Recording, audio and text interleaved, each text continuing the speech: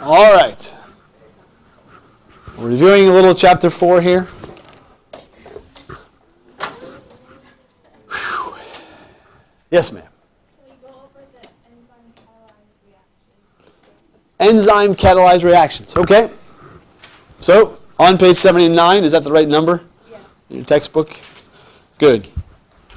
So, page 79. I'll go to pictures, because I like pictures.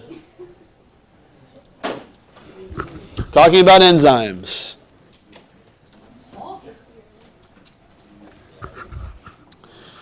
Okay. First of all, what is an enzyme? I'm sure hoping this technology I keep seeing lots of people using. Lots of texting. Okay, I'm going to pause here for a moment.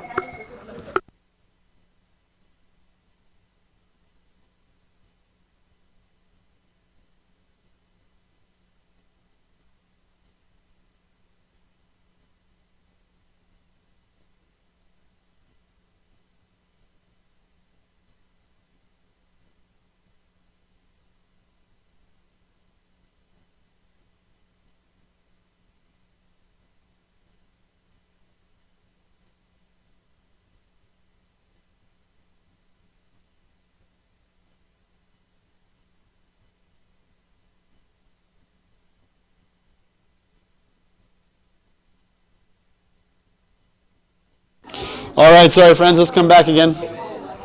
Shh. You were defining for me what an enzyme means, right? An enzyme is a catalyst.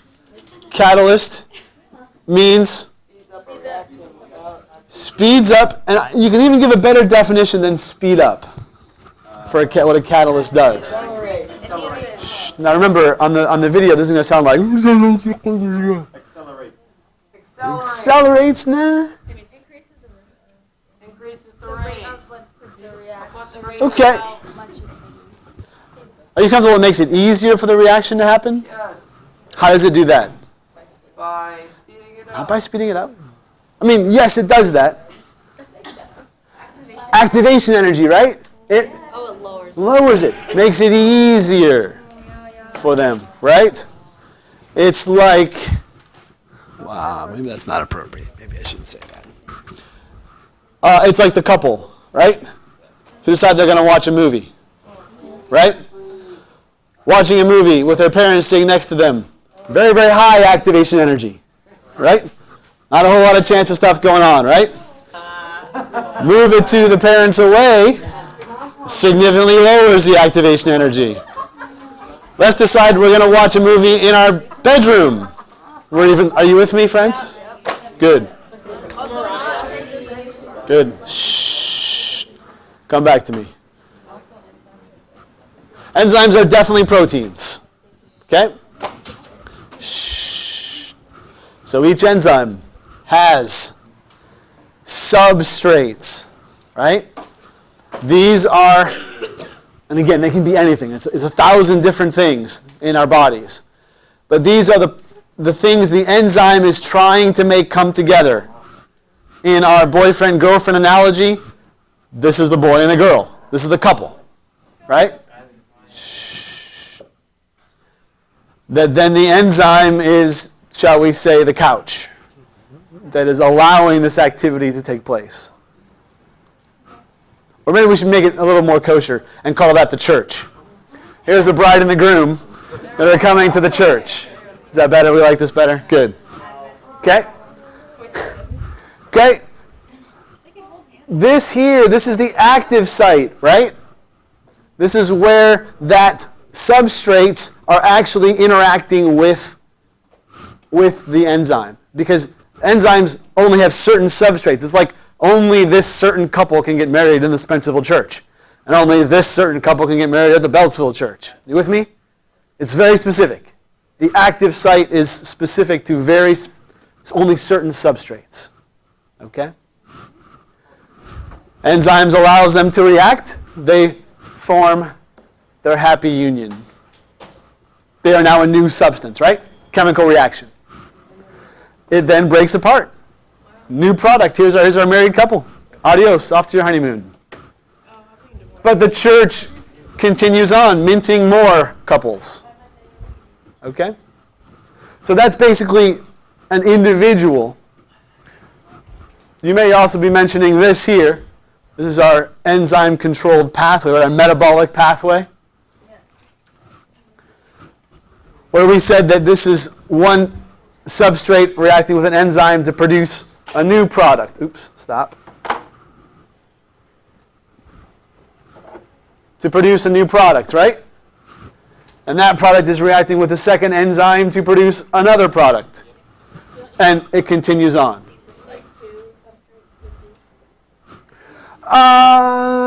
Okay, theoretically, according to that, yes, you would.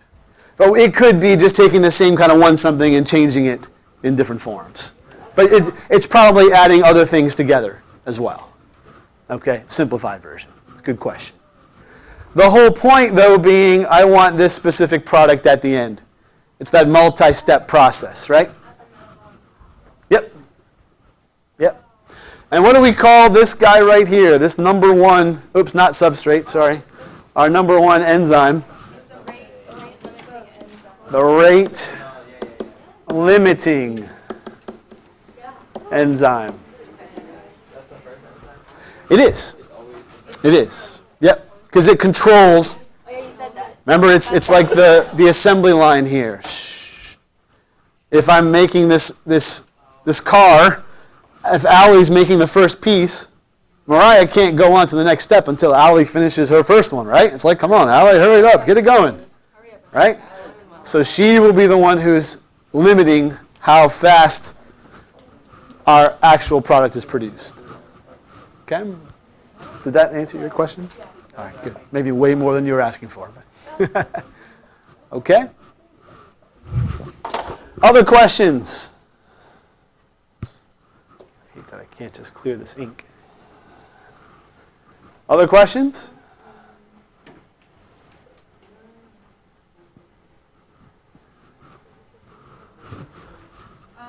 Yes, ma'am. For the bullet, Taking you back to here. Cellular respiration. Okay, good. where there's a self-select transfer gene, Yes. are we going to have to explain that one? Sure. So this is on page 81. This would be basically this diagram. I mean, I hate to say just memorize the diagram, but yes, I want you to be able to explain what's going on in this process. Sure, right. In other words, if you just drew me this, even if it was museum quality, I would want the explanation. Okay.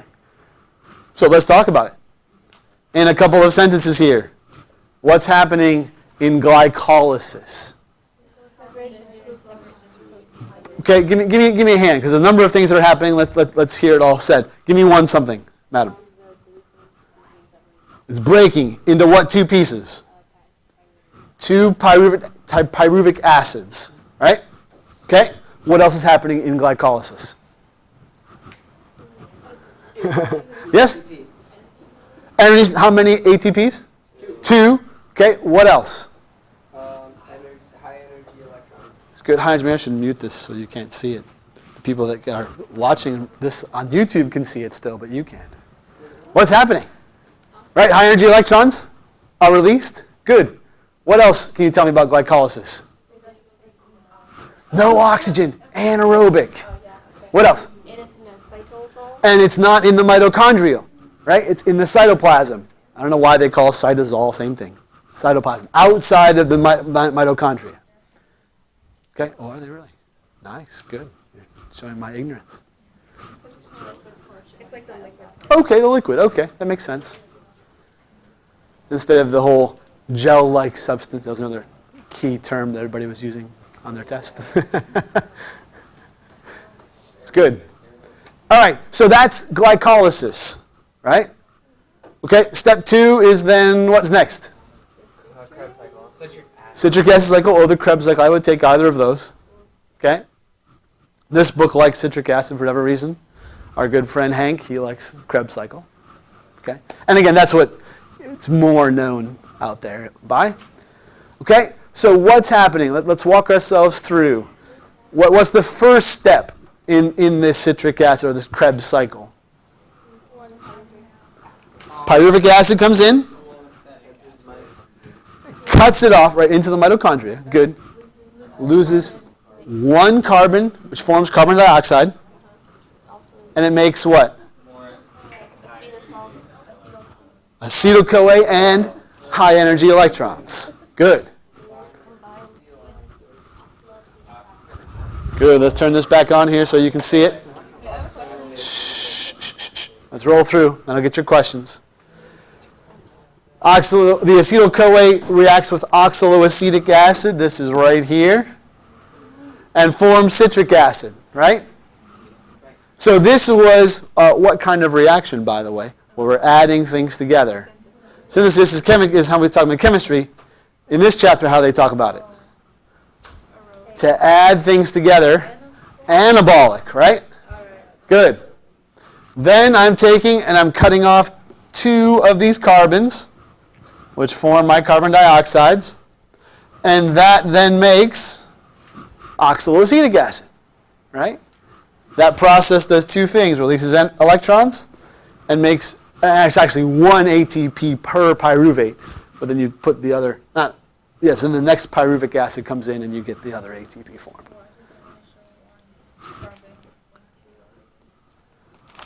Only one, they have 2 CO2s here. Yeah, I'm with you. I don't know. I don't know. 1 ATP is 2 carbon dioxides, because remember it cuts off 2 carbons from here. Yep. Okay. The diagram is a combination of 1 and 2, like all in one diagram. At the end is 2 ATP and 4 carbon dioxide. Yes. 2 ATPs, 4 carbon dioxides from the Krebs cycle. Yep. We're good so far? And then, last but not least, you get electron transport chain. And that's taking all these high energy electrons, the carrier molecules, move them down. Right? Wait, isn't it a total of 3 carbon dioxide? Yes, we were talking about this specific piece. You're correct. 1 carbon dioxide is released up on top, up here. 2 here, for each pyruvic acid. Bringing them in, right? These carrier molecules, take them to another enzyme, and you create ATPs, right? Using those high energy electrons to make more ATPs. How many do we get from this electron transport chain? 30. 34 to 38.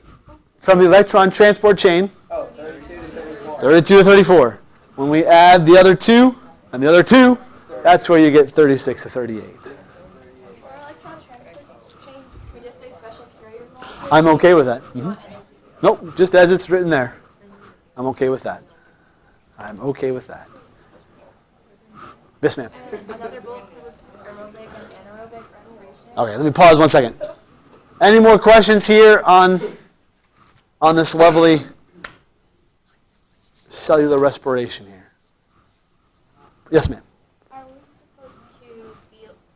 we supposed to know in any type of detail what happens if there is no oxygen for an aerobic process? Oh, you're talking about like the fermentation piece he talked about in the video?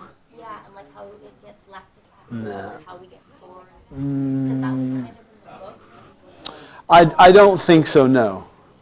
Okay. I'm trying to think. No. Okay. No. Okay. Because it was in our questions. So Yeah, I know it was in the questions. yeah. But I don't think. Let me take a look here.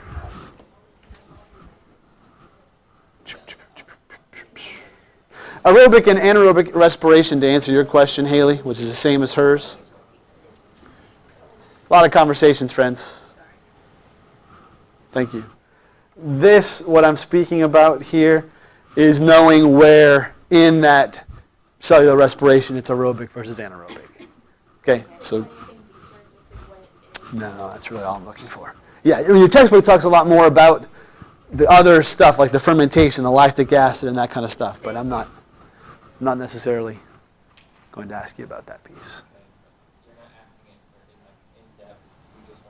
No, I just want to make sure you know what parts of this are aerobic and anaerobic. Yes. Can you highlight or show specific things you want us to know very comfortably? this. I mean, like in specific detail, so that we're not giving inadequate information to the test. I mean, that cellular respiration port, I want you to be very comfortable with that diagram on page 81. So you're very good with that. When we come down here to protein synthesis and the DNA replication, I want you to be very comfortable with those guys as well. Yeah, yeah. Mm-hmm.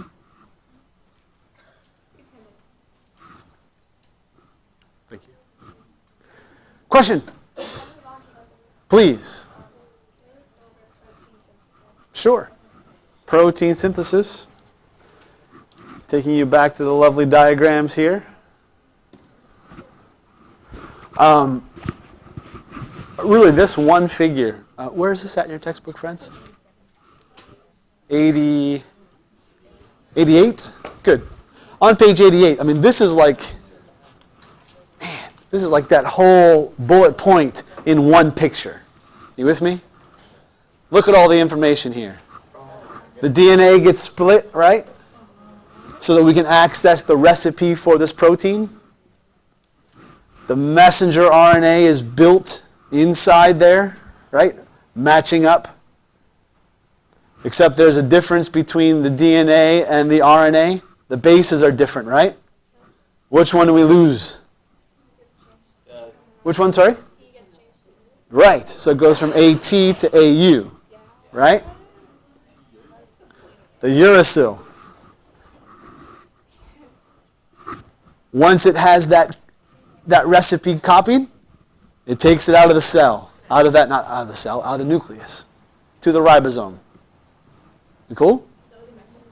That's a messenger, right? It's basically, I always think of this like as a chef kitchen, right? One of those high-end French restaurants, right?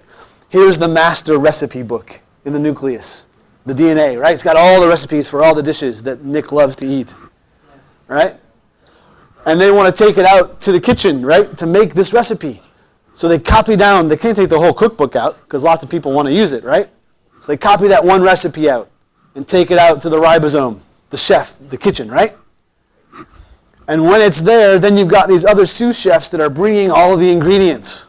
Oh, you need some tomato. Oh, I'll put the tomato in it like this. And then we'll make some pasta and this. And yeah, putting it all in, right? It's perfect. Oh, the vegetable egg fouillon. It's very good. It's very good. Right? So I don't take requests. That process, copying down that recipe from the nucleus, what do we call that? The messenger RNA does. Transcription, right? Transcription is the messenger RNA copying from the DNA. Translation is taking that messenger RNA and translating it into a protein. Nope, those are transfer RNAs. Let's move to this picture. You can see it better, right? Yes. So each transfer RNA has a specific 3 base, right? UTG or CG, whatever, to hook up exactly with that messenger RNA. It does, yeah. Once it's all put together, then it goes and gets served to the person who's going to eat it, in the chef analogy. Yes. The whole point of this whole process is to follow the recipe on this messenger RNA to make this lovely protein. Yeah? Yes, ma'am? When the messenger RNA copies the DNA, it joins the DNA and separates. When the messenger, yes. Yes, back up here you're talking about. Yeah, there. It joins it and it separates.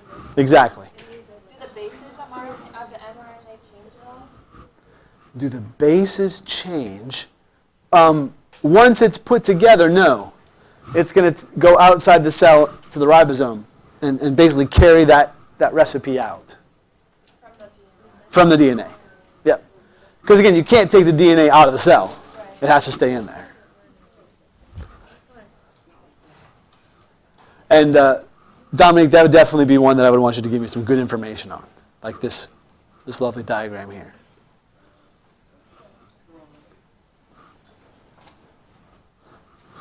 The only other piece that we really haven't mentioned from the diagram is this DNA replication piece, which again is where we are copying this DNA, unwinding the strands, one old strand, new strands come, new bases with their phosphates and sugars come together. DNA and RNA, and I promise I see your question. Let me just finish this one. Deoxyribose for DNA and ribose, two different kinds of sugars, right? Remember, phosphate, sugar, base is the three pieces of a DNA. That would be this guy right here. Phosphate. Oh, come on now. Phosphates, sugars. Oops, that's ATP. Thanks for catching me, Chelsea. Come on, you're supposed to be watching out for me. She almost said you're welcome. So let's try it again. Phosphates. The sugar is what's different between DNA and RNA. DNA is deoxyribose. RNA is just ribose. Deoxy means no oxygen, right? And then here's our bases. Your question. Thanks for waiting, Allie.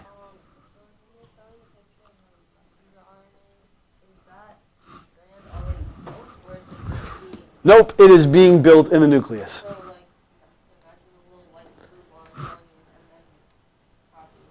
Right, there's all these little, pairs that are already in the DNA. Yep. And so it is being assembled to basically read that DNA. Good question.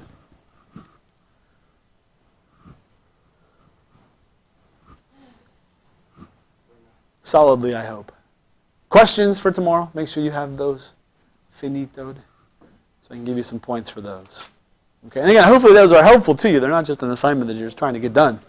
They should help you study. There's some similar questions, right?